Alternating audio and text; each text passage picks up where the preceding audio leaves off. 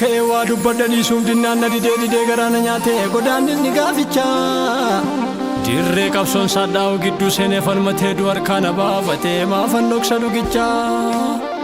fannoodhaan gidirfamu eeboodhaan waraanamu gonfoo qoraatti baadhee siifan obse dhalakoo ceephoodhaan arrabsamuu rakkinaan darararamuu atis narraa baradhu baadhu deeminaan jedhee in ulfaatu anjoonkoo deemsa gaara rakkisaatti ejjennaa baasee biyyi lafaan mucucaannaan fannoon saana utume obsa dhumaan abdiin awwaalee galee kaasee humna konaaf haadhesse badeen badu kan Yesuus harka qabe kan Yesuus harka qabe kan Yesuus harka qabe kan Yesuus harka qabe walakkeessa galaanaa irratti dooniin galagaluuf raafame dhalaannaan harki namaa du'atti harka Yesuusiin an oolfame gufuumna gufachiisuuf taa'ee riiqicha ta'ee na ceesisee har'a mormaan irraa baccisu gooftaan falmee gatii naaf dhiise warri wal waame gawwa kootti ilaaluudhaan morma gayyaasu warroon jaalalame jariitti ittaan fufee Yesuusin faarsu ittaan fufee Yesuusin faarsu ittaan fufee Yesuusin faarsu ittaan fufee Yesuusin faarsu ittaan fufee Yesuusin faarsu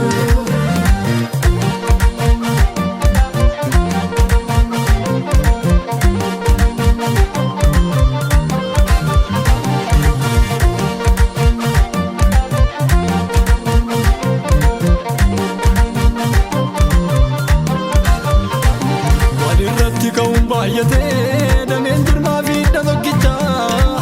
haadhotu walii billaa baatee eenyu seena kaarra galmicha karaanis dhugaanis jireenyis michuun dhugaasa malee hin jiru fuula lama argee hin jiraanne kan saanii natti hin jijjiiru karaanis dhugaanis jireenyis michuun dhugaasa malee hin jiru fuula lama argee hin jiraanne kan saanii natti hin jijjiiru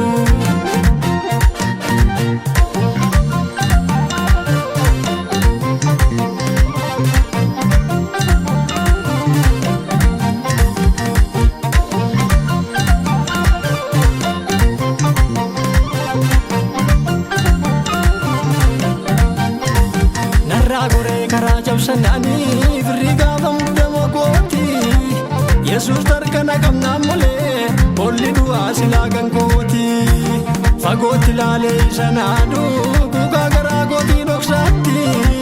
harka na galcheera yaadda'u dirreen ulfinaa seetan kooti Yesuus tittolkalee kaachisa abdii boonna galee maaltu natti banee karaasa nan jiraadhe malee maaltu natti badee karaasa nan jiraadhe malee maaltu natti badee karaasa nan jiraadhe malee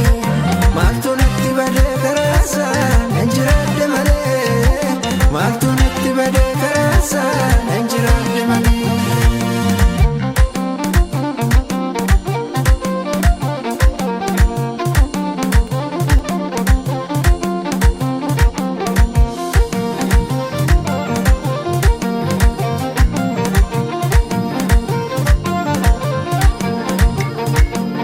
Nadheera seechoon arrukutu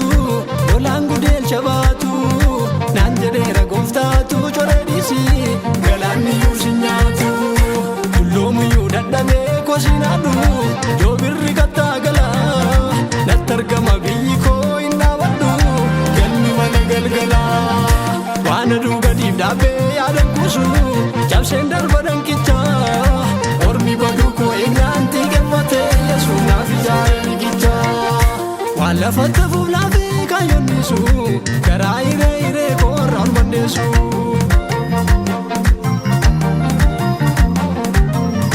irra deemuuf tottolleera garaanii waaqayyoodhaaf